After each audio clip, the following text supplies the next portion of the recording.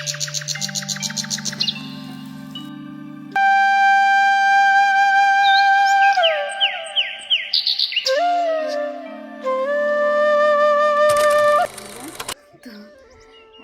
সকালবেলা থেকে কোনো ব্লগ শুরু করিনি, প্রচুর পরিমাণে কুয়াশা এবং ঠান্ডা ছিল।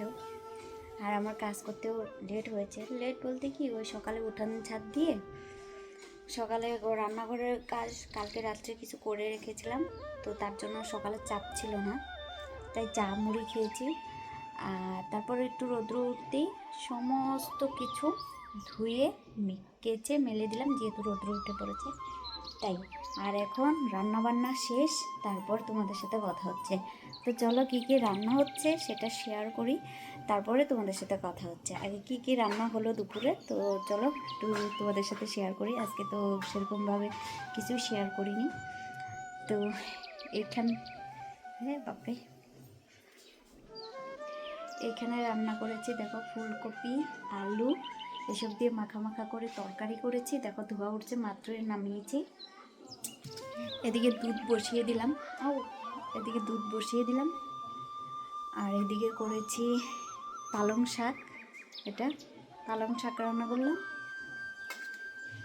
আর এদিকে ধনিয়া পাতা চাটনি। তো আজকে দুপুরে এই রান্না বান্না। আর এখন রান্নার শেষে যে একটা কাজ থাকে রান্নাঘরের, যে অবস্থা কি বলবো তোমাদেরকে। তো রান্নাঘর পরিষ্কার করবো, প্লাস চান করবো।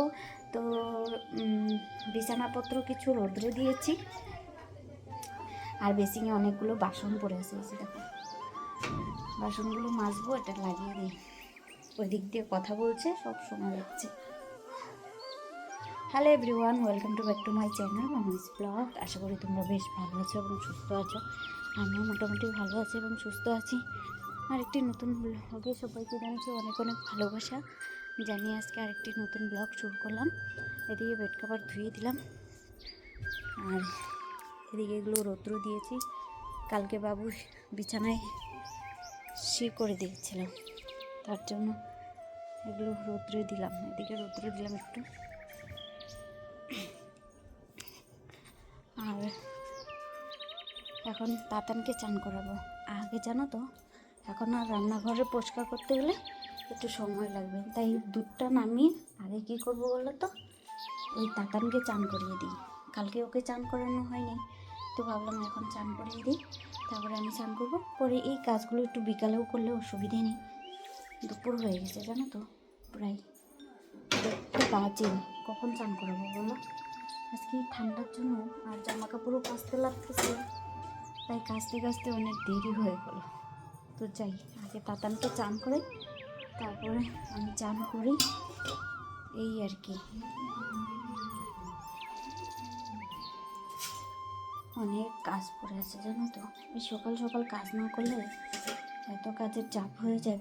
পৌষ পার্বণের অনেক অনেক শুভেচ্ছা এবং ভালোবাসা। সবাই পিঠে খাওয়ার অনেক অনেক ভালোবাসা রইল। অনেকেই জানি অনেক ধরনের পিঠা বানিয়েছে। আমি সেরকম পিঠা বানাইনি, যেহেতু আমাদের বাড়িতে একদম পিঠে পছন্দ করে না, মানে খেতে। আগে অনেক বেশ পিঠা বানানো হতো আর খাওয়াও কিন্তু হতো। আর এখন যেহেতু সবারই পেটের সমস্যা, ওই নানান সমস্যা, তার জন্য কিন্তু খুব কমই পিঠা বানানো হয়। আর অনেক ধরনের পিঠা বানাতে পারি, কিন্তু এইবার খুবই সিম্পলভাবে আমি পিঠা বানিয়েছি আর সবাইকে খাইয়েছি। প্রথমবার নিজের হাতে পৌষ পার্বণে পিঠে বানালাম আর সবাইকে খাওয়ালামও। কী কী বানিয়েছি চলো তোমাদের সাথে এক ঝলক শেয়ার করা যাক। আমি কি কি পিঠা বানিয়েছি আর তার সাথে কি। পৌষ পার্বণ মানে আগে মালপোয়া, তো সেটা অল্প করেই বানিয়েছি। তো মালপোয়াগুলো আমি ভেজে নিয়েছি। আর এখন কিন্তু আমি করব খেজুরের গুড়ের পায়েস। তো এমনিতে আমরা বেশিরভাগ চিনি দিয়েই পায়েসটা করা হয়, তো আজকে পৌষ পার্বণ বলে কিন্তু আমি খেজুরের গুড়ের পায়েস করলাম। আর তার সাথে দেখো দুধটাও বসিয়ে দিলাম আর ফুটেও গেলো। আর জানো তো, আমাদের জমিতে চাষ করা যেই চাল দিয়ে কিন্তু আমি পায়েসটা করেছি, ভীষণ টেস্টি হয়েছিল। আর আমার শ্বশুর বাবা তো খেয়ে একদম অসাধারণ হয়েছে, কিন্তু বলেছে একটু মিষ্টিটা কম হয়ে গেছে। যাই হোক, আমি শাশুড়ি মাকে দেখিয়ে টেস্ট করাইয়াছিলাম, কিন্তু উনি বললো হয়ে গেছে। তারপরে তো আমি নামিয়ে নিয়েছি। তারপরে যেহেতু বাবাকে দিয়েছি, তখন বলছে কি একটু মিষ্টিটা কম হয়ে গেছে। তো যাই হোক, কিছু করার নেই। তো তো ভীষণ ভালো হয়েছিল। তার সাথে আমি না তেজপাতাটা দেওয়া তোমাদের সাথে শেয়ার করতে ভুলে গেছি। তার সাথে কিন্তু আমি এলাচ দিয়ে নিয়েছি নামানোর কিছুক্ষণ আগে। তো দিয়ে ভালো করে লাড়িয়ে চাড়িয়ে নামিয়ে নিয়েছি। আর তোমরা কারা কারা খেজুরের গুড়ে পায়েস খেতে পছন্দ করো অবশ্যই কমেন্টে জানিও। জানো তো আমি 2 রকম পিঠে বানিয়েছি, আর তার সাথে খেজুরের গুড়ের পায়েস এই ছিল।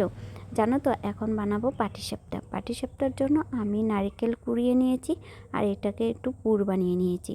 তো পুরটা আর ভিডিও করাই হয়নি, মানে স্কিপ করে গিয়েছি।